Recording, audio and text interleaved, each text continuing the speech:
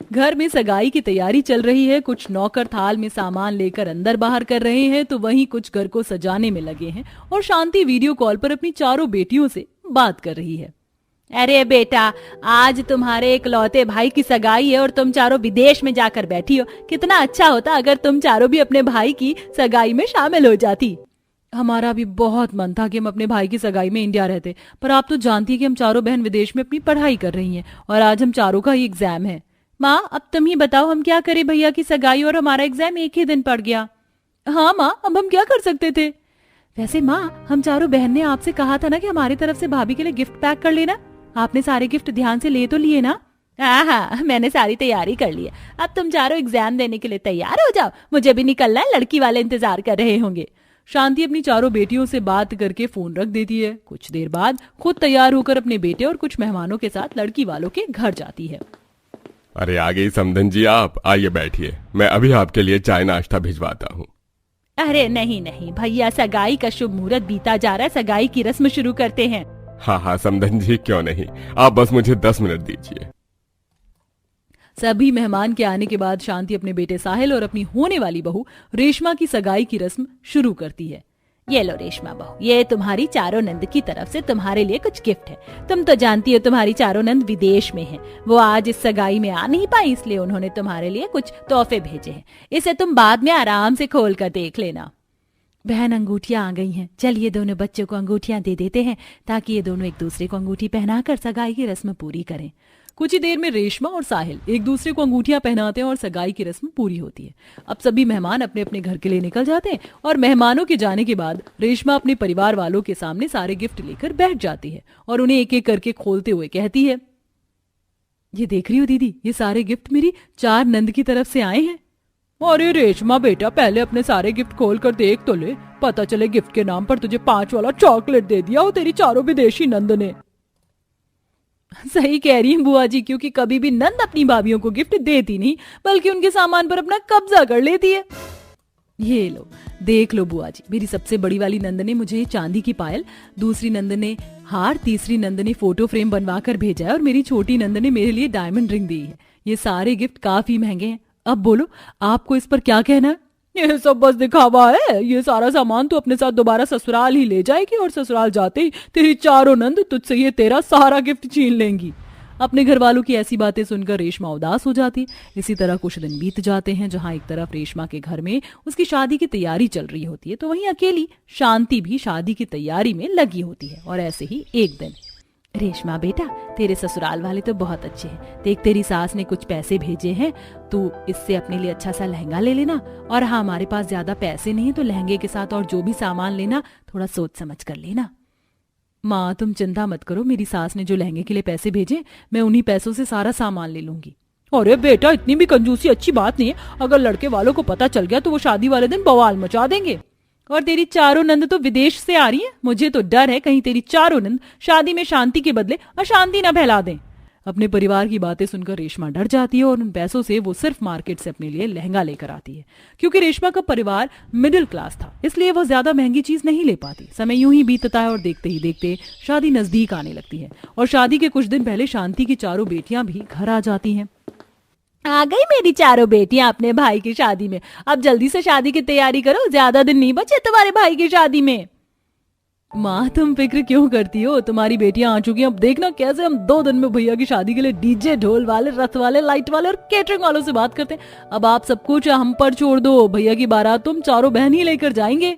चारों बेटियों के आने के बाद शांति की सारी परेशानियां खत्म हो जाती हैं और चारों बहनें मिलकर शादी की सारी तैयारी कर लेती हैं। और देखते ही देखते शादी का दिन आ जाता है। उस दिन चारों बहन सबसे पहले तैयार होती हैं और जब बारात सजाने की बारी आती है तो चारों बहन एक साथ खड़ी होकर सबसे पहले अपने भाई, जो कि दूल्हा बना था, उसकी नजर उतारती हैं। जो भी बुरी नजर है मेरे भाई से दूर हटे। भैया, मैंने तुम्हारी नजर उतार दी, अब जल्दी से ये पगड़ी पहनो और घोड़ी पर चढ़ो। हाँ, जब तक मैं ढोल वाले को देखती हूँ, बिना ढोल बाजी की बारात कैसे निकलेगी भला। अरे तुम चारों हो ना मेरे साथ, भला मुझे किसकी नजर लग सकती है। अब लेट हो रहा है, ढोल वाले को बोलना है कि सीधा लड़की वाले के वहां पहुंच जाए। अब वहीं तुम करना तैयारी, जो भी तुम्हें करनी है। इतना बोलकर साहिल घोड़ी पर बैठ जाता और कुछ ही देर में चारों बहन अपने रिश्तेदारों की भीड़ के साथ नाचती हुई बारात लेकर लड़की वाले के दरवाजे पर पहुंचती हैं, जहां जमीन पर बिछे रेड कारपेट पर एक बहन ढोल वाले के ढोल पर नाच रही होती है, तो वहीं दूसरी बहन सभी के ऊपर नोटों की गड्डियां उड़ा रही होती है और तीसरी बहन अपने भाई के साथ खड़ी होती है। और जब लड़की वालों को पता चलता है कि बारात आ गई है तो सभी लोग उनके स्वागत के लिए दरवाजे पर आ खड़े होते हैं। बेटा बस 5 मिनट रुकना, पहले हम तुम्हारी आरती उतार दें, फिर यहीं विराजमान होना, सब बारात का इंतजाम है, दूल्हे राजा के लिए स्पेशल सीट रखवाई है। आंटी जी 5 मिनट क्यों, हम तो 10 मिनट इंतजार करने को भी तैयार। अब बारात लेकर आए हैं तो दुल्हन लेकर ही जाएंगे। चारों बहन अपने भाई की बारात लेकर लड़की वालों के दरवाजे पर आते हैं और उनके साथ बहुत अच्छे से पेश आती हैं। अब लड़की वाले लड़के की आरती उतारकर सभी को घर के बाहर लगे टेंट में विराजमान करवाते हैं। इतने में खाना शुरू हो जाता है और बाराती खाने में थोड़े से आइटम देखकर मुंह बना लेते हैं और शादी की खुशियों में अशांति मचा देते हैं। अरे शांति बहन, कैसे गरीब परिवार से तुमने अपने बेटे का रिश्ता जोड़ दिया। इन गरीब लोगों ने न तो हमारा स्वागत किया, ना ही हमें फूलों की माला पहनाई और ना हम पर इत्र डाला, और खाने में भी सिर्फ पूरी सब्जी और दाल रोटी है। भला इतना कम आइटम खाने में कौन रखता है। मैं तो जा रही हूँ यहाँ से। अरे ये सब तो छोड़ो, अरेंजमेंट भी गली के बाहर टेंट में किया है और इन्होंने तो हम बारातियों को भी स्वागत के रूप में ना कोई लिफाफा दिया और ना ही कोई शगुन दिया। मैं तो कहती हूँ कि बारात वापस ले चलते हैं। नहीं नहीं बहन, ऐसा मत करना। अगर मेरी बेटी की बारात यहाँ से चली गई तो फिर मेरी बेटी का हाथ कौन थामेगा। घर आए सभी बाराती नाराज होने लगते हैं और बारात वापस ले जाने की बात करते हैं। ये सब सुनकर सभी लड़की वाले परेशान हो जाते हैं और ममता बारातियों के सामने हाथ जोड़कर उनसे विनती करने लगती है। ये सब कुछ शांति की चारों बेटियां देख लेती हैं और वो जाकर ममता से सारी बात पूछती हैं और सभी बारातियों से कहती हैं, आप लोग ऐसी बातें कैसे कर सकते हैं। आंटी जी आपकी भी बेटी है, भगवान न करे कल को आपकी भी आर्थिक स्थिति खराब हो गई और आपने अपनी बेटी की शादी की और आपकी बेटी की बारात चली गई तो आप क्या करेंगे। आंटी जी आप फिक्र मत कीजिए, हमारे होते हुए बारात वापस नहीं जाएगी। हम भी देखते हैं ये शादी कैसे नहीं होती है। और एक खाने की बात, तो हमने रिसेप्शन पार्टी रखी है, वहां आप लोगों को हर तरह का खाना खाने को मिलेगा। आप लोगों को शर्म आनी चाहिए लड़की वालों के साथ ऐसा बर्ताव करते हुए, पर इस वक्त हमें शर्म आ रही है कि हम ऐसे बारातियों को अपने साथ लेकर आए हैं। चारू बहन की बात सुनकर वहां खड़े सभी बारातियों का मुंह बन जाता है और वो सब शांत हो जाते हैं। जहां ये देख रेशमा की बुआ और बहन रेशमा से कहती हैं, रेशमा तेरी नंद तो बहुत अच्छी है, उन्होंने तो सारे मामले को ही ठंडा कर दिया। किस्मत वाली को मिलती है ऐसी नंद, ससुराल में जाकर अपनी नंद के साथ अच्छे से रहना, उसने हम गरीबों की लाज रख ली। आप सही कह रही हैं, सच में मेरी नंद बहुत अच्छी है। ये सब देखकर रेशमा की आंखों से आंसू निकलने लगते हैं और तभी वहां उसकी चारों नंद अपने भाई के साथ आती हैं। कुछ देर में शादी हो जाती है और चारों नंद बहुत ही प्यार से अपनी भाभी को अपने साथ अपने ससुराल ले जाती हैं, जहां ससुराल में आकर रेशमा अपनी नंदों के साथ काफी अच्छे से रहती है। बहन अब तो बहुत जल्द हम लोग बारात लेकर आएंगे, हमें जाने की आज्ञा दीजिए। गरीब शांति के घर आशा अपने बेटे का रिश्ता लेकर आती है और रिश्ता पक्का करके वहां से चली जाती है। और लड़के वालों के जाते ही निशा की दोस्त रूपल उससे कहती है, यार तेरी शादी तो अच्छे घर में हो रही है, लड़के वाले भी ठीक पैसे वाले, पर मुझे तो एक चीज की चिंता सता रही है, तेरी 4 नंद हैं। तो क्या हुआ।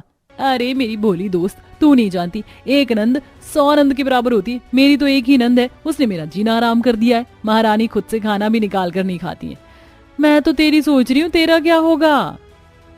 तू कैसे झेलेगी अपनी 4 नंद को, वो तो तेरी जिंदगी खराब कर देंगी। इतना बोलकर रूपल वहां से चली जाती है और निशा के मन में डर बैठ जाता है। इसी तरह कुछ दिन बीत जाते हैं और जैसे तैसे शादी के दिन नजदीक आने लगते हैं। आसपास के लोग भी अब निशा और उसकी भाभी से उसकी 4 नंद के ही बारे में बातें करते हैं। ऐसे ही एक दिन, अरे निशा बेटा, मैंने सुना है कि तेरा रिश्ता लग गया है और अगले महीने तेरी शादी भी है। हाँ आंटी जी, ये तो बहुत अच्छी बात है, पर मैंने सुना है कि तेरी 4 नंद है। भला तू 4 नंद वाले ससुराल में कैसे रहेगी। आंटी जी आप ऐसा क्यों बोल रही हैं। बहू तेरी तो एक ही नंद थी, वो भी निशा जैसी भोली भाली, इसीलिए तो कुछ नहीं जानती। मेरी भी नंद रह चुकी, मेरी 2 नंद ने तो मेरा घर तोड़ने की सारी हदें पार कर दी थी। बड़ी मुश्किल से मैंने अपनी नंदों से पीछा छुड़ाया है।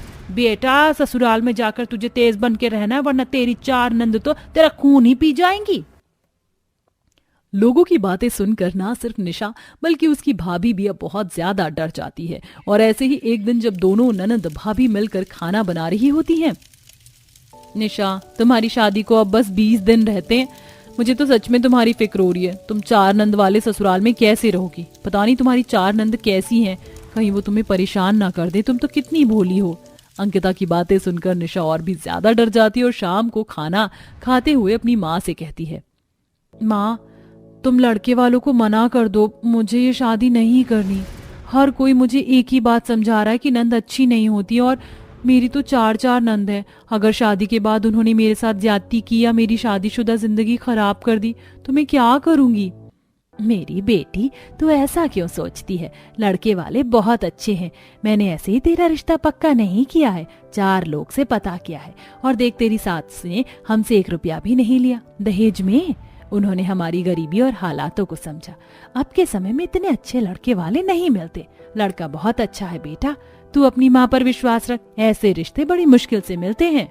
निशा के मना करने पर शांति उसे ही समझाने लगती है। देखते ही देखते शादी का दिन आ जाता है और शादी करके जब निशा अपने ससुराल जाने लगती है तो जाते हुए अंकिता अपनी नंद से कहती है, निशा तुम्हारे ससुराल में 4 नंद है, तुम्हें हर समय चौकन्ना रहना है। कभी भी तुम्हें लगे कि तुम्हारी नंद तुम्हें परेशान कर रही तो तुम हमें बता देना।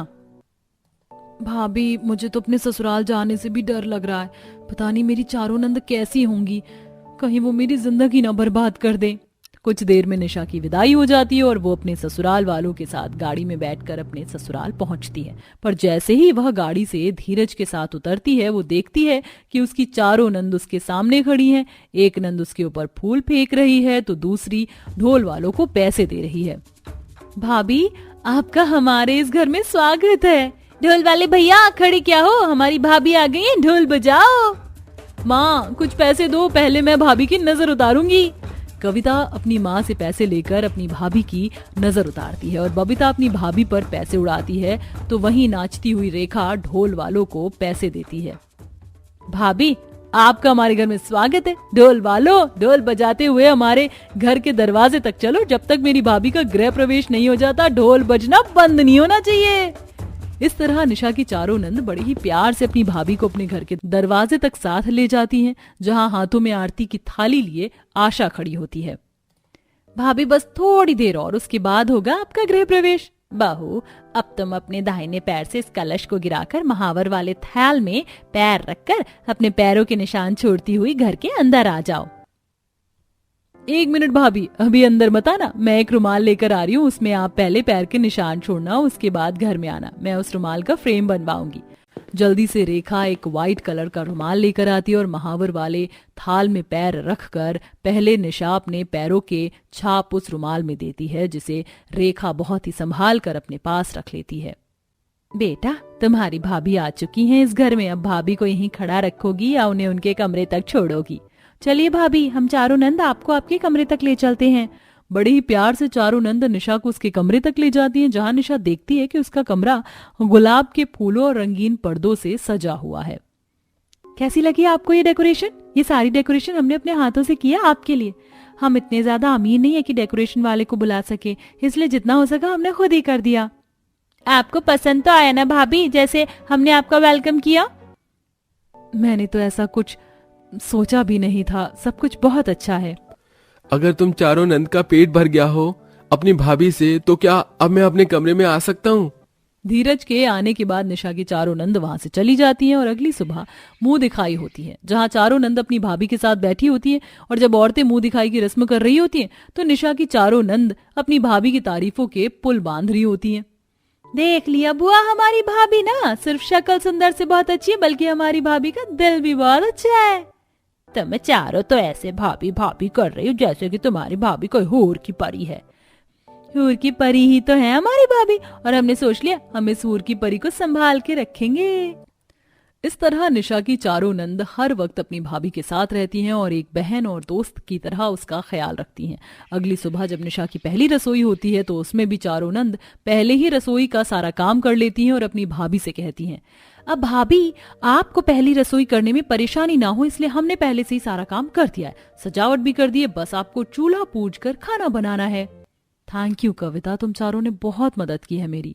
अपनी चारों नंद का बर्ताव देखकर निशा का डर थोड़ा थोड़ा कम होने लगता है और पहली रसोई की रस्म खत्म होने के बाद शाम को चारों नंद अपनी भाभी को शॉपिंग करवाने के लिए ले जाती हैं। भाभी कल आपको पगफेरे की रस्म के लिए मायके जाना है ना, इसलिए आपको जो कपड़े लेने हैं ले लो, डरना मत, माँ से हम बात कर लेंगे। मैं तो कहती हूँ आप ये 1 पीस ले लो, आप पर बहुत अच्छा लगेगा। पर मैं ऐसे कपड़े नहीं पहनती। तो फिर ठीक है, आप ये अनारकली सूट ले लो। निशा की चारों नंद बड़े ही प्यार से अपनी भाभी को शॉपिंग करवाती है और अगले दिन निशा धीरज के साथ अपने पगफेरे की रस्म के लिए अपने मायके जाती है, जहाँ उसकी दोस्त रूपल उससे मिलती है। तेरे लिए ही रुकी थी मैं, कल मैं भी चली जाऊंगी और जाते ही फिर से अपनी नंद के नखरे उठाऊंगी। वैसे तेरी नंद कैसी है? तुम सबने जैसे मुझे डरा दिया था, मेरी ननद वैसी बिल्कुल भी नहीं है, चारों ही बहुत अच्छी हैं। अरे शुरू में तो सब अच्छा ही होता है, कुछ दिन ससुराल में बिता, तुझे तेरी ननद की सच्चाई का भी पता चल जाएगा। रूपल की ऐसी बातें सुनकर एक बार फिर निशा डर जाती है और शाम को अपने ससुराल आती है। आप चारों ने खाना क्यों बनाया? मैं बना देती। भाभी क्या हुआ अगर हमने खाना बना लिया तो आप चलो, हम आपका खाना आपके कमरे में लेकर आते हैं। घर आने के बाद निशा देखती है कि उसकी चारों नंद उसकी सेवा में लगी हुई है। समय यूं ही बीतता है और एक दिन, भाभी हम बाहर जा रहे हैं और हम सब ने 1 पीस पहना है, आप भी पहन लो ना, हमने माँ से बात कर ली है। हाँ निशा, अब मान भी जाओ, यहाँ तुम्हें कोई कुछ नहीं बोलेगा। निशा की चारों नंद निशा को जबरदस्ती 1 पीस पहनाती और पूरा परिवार बाहर घूमने जाता है। समय यूं ही बीतता है और बीतते समय के साथ निशा की चारों नंद अपनी भाभी की ओर फिक्र करने लगती हैं। कितने सारे कपड़े हैं, हटो भाभी, बाकी के कपड़े मैं धो देती हूँ। पर तुम अभी अभी आई हो और आते ही कपड़े धोगी तो क्या हुआ भाभी, आप भी तो अकेले पूरे दिन घर के कामों में लगी रहती हो। इस तरह निशा की चारों नंद हर समय निशा की घर के कामों में मदद करती हैं। और देखते ही देखते 6 महीने बीत जाते हैं और एक रात को जब निशा सारा काम खत्म करके रात के 12 बजे अपने कमरे में जाती है तो वो देखती है कि पूरा बेडरूम सजा हुआ है और पूरा परिवार हाथों में केक लिए खड़ा है। ये सब क्या है? अभी आप भूल चुकी हैं, पर हम नहीं। आज आपकी शादी को पूरे 6 महीने हो गए। तुम दोनों को तुम्हारी 6 मंथ एनिवर्सरी मुबारक हो। कल घर में मैंने छोटी सी पार्टी रखी है, तो अब जल्दी से तुम दोनों केक काट लो ताकि हम सब जाकर सो सके। एक बार फिर सरप्राइज देखकर निशा की आंखें नम हो जाती हैं और वह अपना 6 मंथ एनिवर्सरी का केक काटती है और अगली सुबह उसकी दोस्त का कॉल आता है। जब से तेरी शादी हुई है तू तो फोन करना ही भूल गई है। हो ना हो तेरी चारों नंद ने तुझे परेशान करके रखा होगा। क्यों, सही कह रही हूं ना मैं? ये नंद होती ही ऐसी हैं, खड़ूस कहीं की, ना खुद जीती हैं ना ही भाभियों को जीने देती हैं। पता नहीं हम भाभियों को इतना परेशान करके क्यों रखती हैं। देख लिया ना तूने भी अपनी नंद को, अब तो विश्वास हो गया ना तुझे कि सारी नंद एक जैसी होती हैं। नहीं रूपल, सारी नंद एक जैसी नहीं होती हैं। तुम्हारी नंद होगी बुरी, पर मेरी चारों नंद बहुत अच्छी हैं। और अब मुझे मेरी नंद के खिलाफ भड़काना बंद करो। उस दिन निशा अपनी दोस्त को सुनाकर फोन रख देती है और शाम को एक छोटी सी पार्टी रखी जाती है जहां काफी सारे मेहमान आते हैं और नेहा अपने पूरे परिवार के साथ अपना 6 मंथ एनिवर्सरी मनाती है।